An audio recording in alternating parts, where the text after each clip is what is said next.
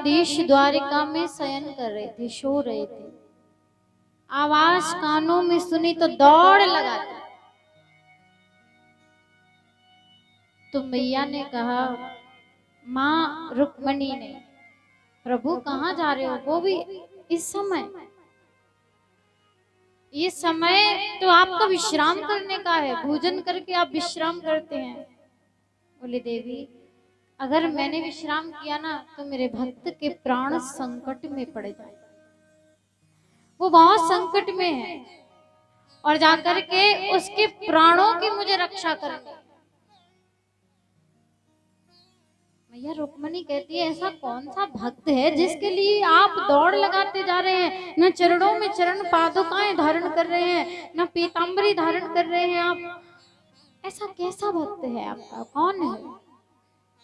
बोले देवी, बताने का समय नहीं है, लेकिन वो मेरा भक्त ऐसा है जिसका नाम गजराज है। कि जल पीवन हेतु गयो सिंधु के किनारे, ग्राह पकड़ लियो गजराज आज मझधारे। आज मझधारे उसका चरण, एक भक्त का चरण, गजराज का चरण ग्राह ने पकड़ लिया, इसलिए देवी मुझे उसके प्राणों की रक्षा करनी है। दौड़ लगाई, जाकर के गरुड़ से कहने लगी, गरुड़ चलो जल्दी, शीघ्र चलो। गरुड़ जी तो भोजन करके ही बैठे हुए थे। उन्होंने कहा कि आप प्रभु अभी तो भोजन किया है। कई इस दुनिया में ऐसे भी होते हैं कि भोजन किया और बस विश्राम किया, फिर कोई काम की कह दो तो बड़ा संकट आ जाता है सर पे। बोले क्या प्रभु, आप भी इस वक्त कहाँ जाना है? अहंकार हो गया प्रभु, आप मेरे बिना कहीं नहीं जा सकते। और ये बात भीतर छिपे हुए अहंकार को जैसे ही भगवान ने देखा तो कहा कि मैं गज को तो पीछे बचा लूंगा, लेकिन उससे पहले मुझे आपको बचाना है, क्योंकि आपको अहंकार रूपी ग्रह ने पकड़ लिया है, उससे छुड़ाना है। जैसे ही उन्होंने कहा कि तुम मुझे लेकर के उड़ते हो, त्रिलोकीनाथ को लेकर के उड़ते हो, और भगवान ने कहा ठीक है। भगवान उनके ऊपर विराजमान हो गए।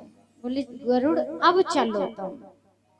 गरुड़ ने अपने पंखों को जैसे ही उड़ान के लिए फैलाया, उनकी हालत खराब हो गई, पसीने पसीने हो गए। बोले प्रभु ये क्या हो गया? मैं आपको हर जगह ले जाता हूँ, लेकिन आज आप मुझसे उठाए नहीं उठते। भगवान ने कहा अहंकार करते हो कि त्रिलोकी के नाथ को लेकर के उड़ते हो, तुम्हारी सामर्थ्य नहीं है, मैं अपने पैरों में तुम्हें जकड़ करके ले जाता हूँ। गरुड़ को छोड़ दिया भगवान ने, नंगे पैर दौड़ लगा दी और आकर के सूंड पकड़ी और बाहर खींच ली। खींचा गज को था, साथ में ग्राह भी खींचा चला आया।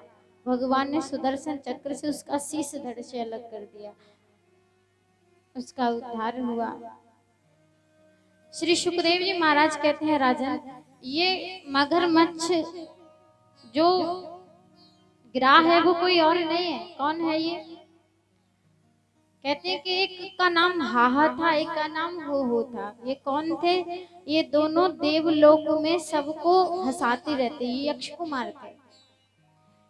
इनका काम था हंसाने का। कहते हैं कि परिवार में भी एक व्यक्ति ऐसा होता है जो सारे परिवार को हंसाता ही रहता है, और एक व्यक्ति ऐसा होता है जो पूरे परिवार को डांटता ही रहता है, हमेशा गुस्से में रहता है। तो एक व्यक्ति ऐसा भी होता है, कहीं भी देखा होगा, रामलीला में एक जोकर तो देखा ही होगा, वो सबको हंसाता रहता है। उसी प्रकार ये भी देवलोक के जोकर ही थे। कैसे थे? उनका एक ही कार्य था, हंसना और हंसाना।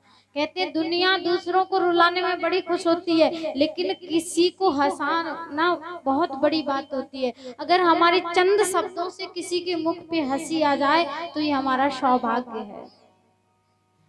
तो उन्होंने कहा कि देवलोक में तो सबको हंसाते रहते हैं। एक बार एक भाई, हाहा नाम का भाई आया, उसने देखा तो एक ऋषि तपस्या कर रहे थे, माला लेकर के वो खड़े हुए थे नदी में स्नान करने के लिए, माला जप करने के लिए।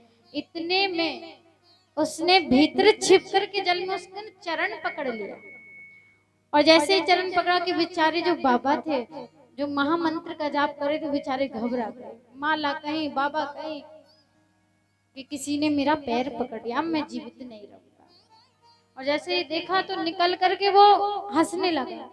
बाबा ने कहा, ऐसा मजाक किया है तुमने,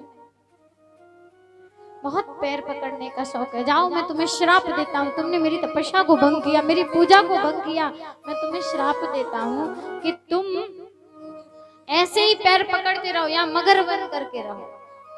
वो रोने लगा, बाबा मेरी क्या गलती है, मैंने सोचा सबको हंसाता हूँ, आपको भी हंसा दूं, क्षमा याचना मांगी, रोने लगा। तो बाबा को दया आई और बाबा ने कृपा की और कहा, सुनो अब श्राप तो वापस आ नहीं सकता, लेकिन हाँ एक अहंकारी गजराज नाम का हाथी आएगा, उसका जिस दिन तुम चरण पकड़ोगे उसी दिन तुम्हारा परमात्मा के हाथों से उद्धार हो जाएगा। तो उनका उद्धार हुआ, गजराज का भी उद्धार हुआ। कहते हैं कि मरना भी ईश्वर के हाथ से मुक्ति का मार्ग है और भगवान को पाना भी मुक्ति का मार्ग है।